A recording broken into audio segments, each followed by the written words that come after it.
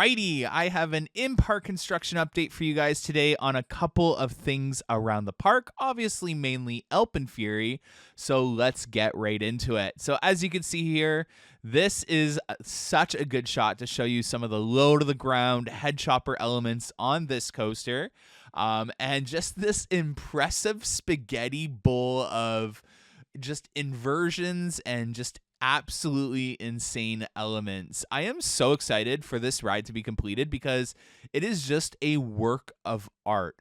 It's like so many people that I bumped into today were like, I had this famous slogan throughout the drone updates where I was like, the drone doesn't do it justice, guys. The drone doesn't do it justice. And everyone was saying that today. It is so beautiful in the park. Underneath it, looking at just the twisting within itself. I mean, the engineering that has gone into designing the elements of this coaster is absolutely insane. So I'm just so excited for this ride to get done because it's going to be a beast. And yeah, so outside of that, obviously, you guys already know there hasn't been any new developments essentially on AlpenFury. They're just working on a few things in terms of getting the supports back on site to get the alignment sorted out and fixed. So I believe that construction will resume on Monday. Everything is probably going to be all sorted out and ready to go, and they'll work from Monday to Friday, and hopefully, fingers crossed, AlpenFury will be done vertical construction by Friday. Now, when I say it'll be done vertical construction, that doesn't mean it's going to be done construction. So there's still obviously the station, the aesthetics of AlpenFest, and then obviously Rockscapes is doing their beautiful rock work, which you're going to see in this video, by the way. I'm so impressed. Everything going into this ride is just absolutely insane. And oh man, like it was so awesome meeting all of you who have watched these videos for the last 2 years. Do you guys remember when we were like, oh, that's a launch tunnel, the ride's gonna come out of there? No, it's a maintenance bay tunnel.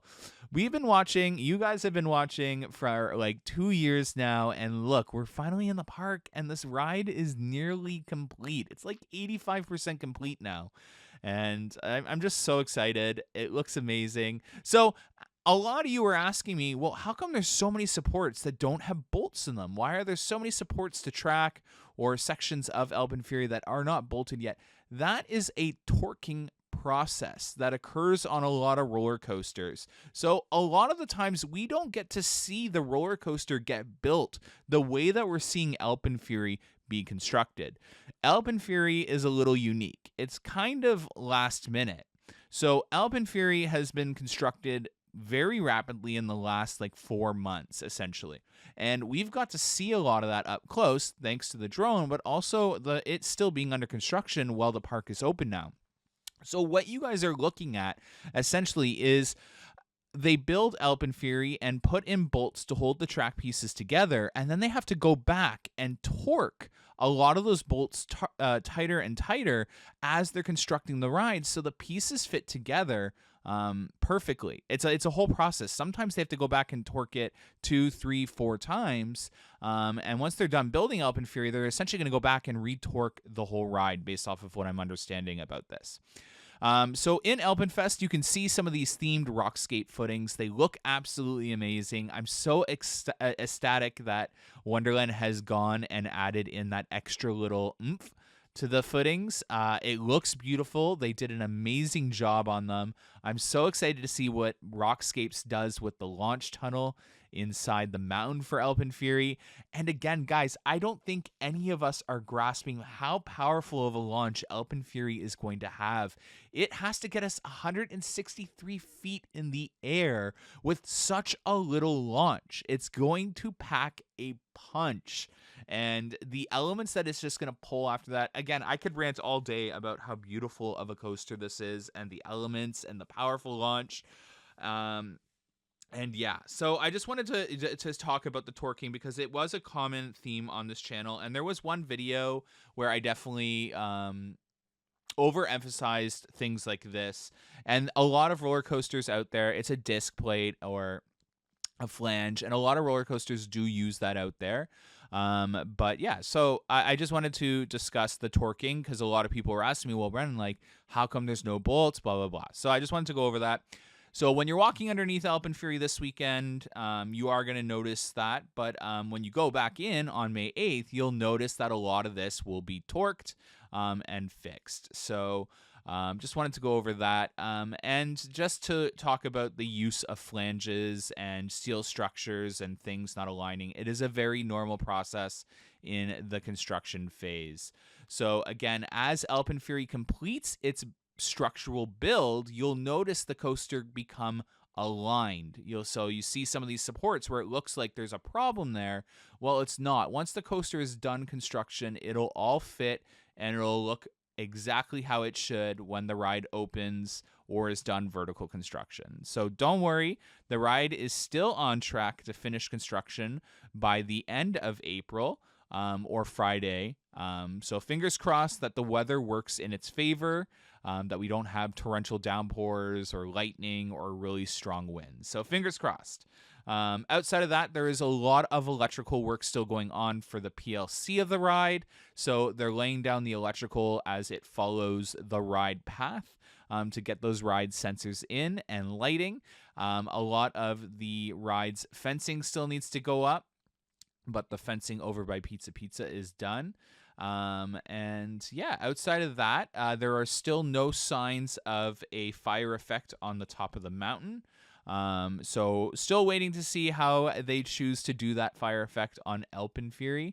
But what I'm really excited for, again, is the station building, because it's going to look like it's got some indoor sections to it, but also the exit to the ride comes down a staircase. You know what? I'll save that for when I have that shot.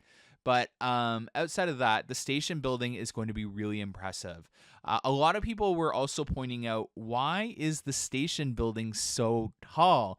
Well, AlpenFury is in such a location in the park where if there happens to be some sort of an emergency, and knock on wood and thank the heavens that one hasn't taken place at Wonderland where it's been such an emergency, but if there was ever an emergency and fire trucks needed to pass through the park, AlpenFury needed to be high enough where fire trucks could pass underneath it. So emergency vehicles and all that. That is why AlpenFury Station is so tall and so high above the ground.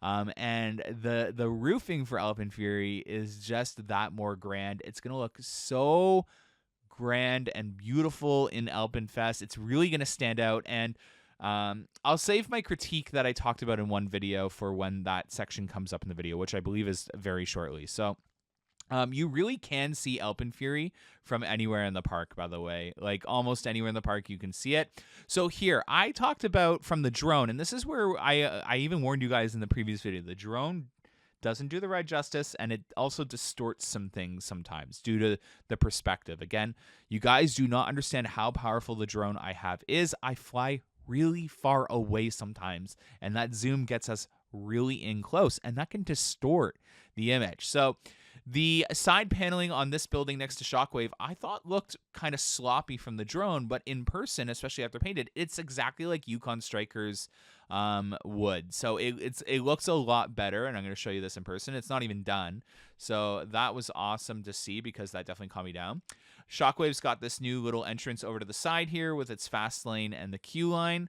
And the station building really is almost as tall as the fly, and with those giant roofing pieces that are going to go on, there's the potential that it could be as tall.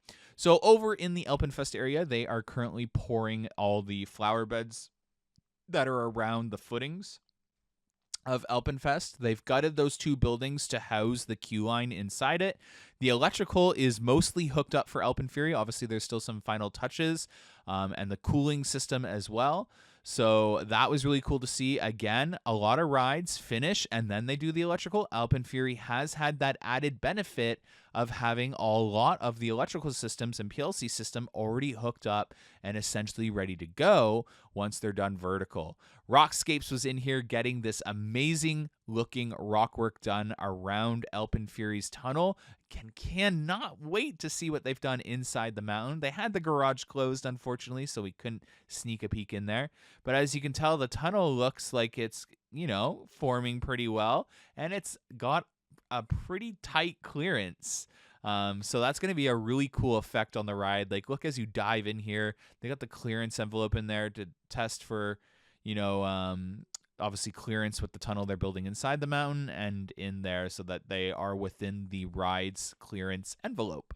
Outside of that, the shingles are all done in AlpenFest now, and they are just strictly working on the station building. Today they were doing a lot of the prep to start pouring that concrete foundation for the station platform and the maintenance platform underneath.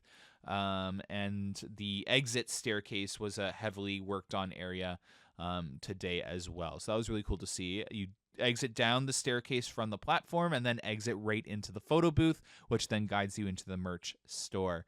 I cannot wait to see the top hat completed, because the way it launches, angles up and immediately starts to twist within itself and then untwist and then twist back into an inversion is just going to be crazy at those speeds. And every part of this ride, and by the way, Premier at IAAPA talked about the pacing of this ride maintaining itself throughout the ride. And if that's the case, this is really going to be one of the best rides in the world. I think a lot of people, this could be in their top 10 in the world. I really do. And I know a lot of people are going to probably make fun of me for saying that, but I really think AlpenFury has the potential to be a top 10 roller coaster in the world. And I'm really excited to just get on this and hear everyone else's opinions of AlpenFury, because I think this is going to be a hit, a big hit in the world, not just us Canadians who don't have amazing roller coasters like this, but a lot of Americans that are renowned for traveling around and riding a lot of roller coasters. I think this is going to rank pretty high for them. So outside of that, again, just to complement the state of the ride, I know a lot of people are like, Brian, there's no way this is going to be ready in May. The electrical is done for this ride. Underground, they've hooking it up. In the mountain, it's done. Even the special effects electrical systems are done. Like, we're in a position that we have not been in with other coaster projects. So this is them working on that exit staircase that leads directly into the shop. And yeah, they are going to start working on brickwork, by the way, in AlpenFest this week as well. Spinnovator has the most beautiful paint job done to it that I have ever seen. It is gorgeous. How Spinnovator looks, and I really hope they don't stain, which I don't think they will, because the buckets are on and you would have stained it before putting it back on, the buckets back on.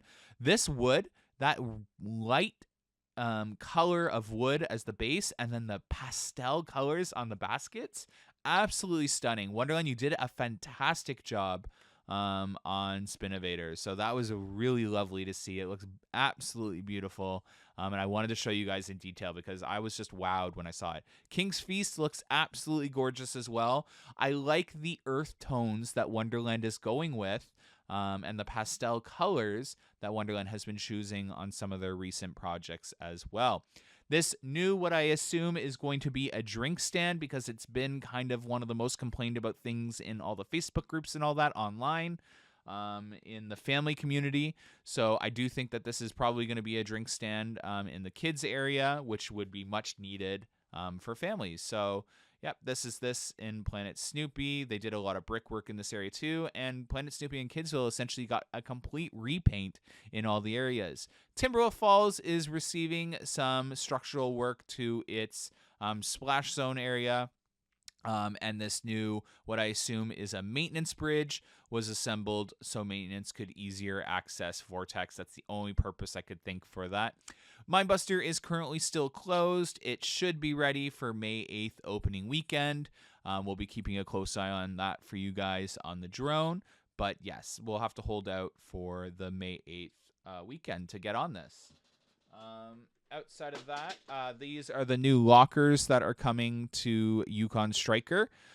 Yukon Striker and AlpenFury will have lockers, and then the rest of the rides will start to get lockers for next season and onward. So that's really cool. I know a lot of people are against it. I want to confirm something for you guys today. The all-season locker plan does not cover these lockers, and I think Wonderland should work on clarifying that on the website, because we knew better to ask guest services before we bought it. But the all-season locker plan only covers Splashworks lockers and front gate lockers.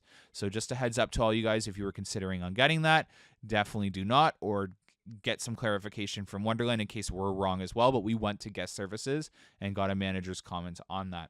Not Timberwolf Falls. Time Warp has been removed from Canada's Wonderland, and there are no signs of construction or any construction markings in Time Warp's plot of land yet. But definitely keep an eye out, as I assume when we are done construction with AlpenFury, that there'll be some signs moving on into the rest of the park. Now, I don't necessarily think that this means that a ride could be used on Time Warp Splash Land. I still think that we're most likely to either be getting a water coaster in Splashworks, and if anything, it's going to be like a power splash over here by Intamin, or maybe possibly even a log flume. But if it was a log flume, I really think work would have had to have been started already. And there's no signs of Timberwolf Falls leaving, so I don't personally want or believe that that's what's going to happen. But there were a lot of surveying. As you just saw, there's a survey marking there from 2 seasons ago that happened in this area. So who knows? We'll have to wait and see. Is it going to be a hotel, or is it going to be a log flume, or is it going to be a power splash, or is it going to be nothing? All right. Thank you so much for watching today's construction update. Stay tuned for everything new for 2025 video. We have a lot to go over. Have a good one, guys. Bye.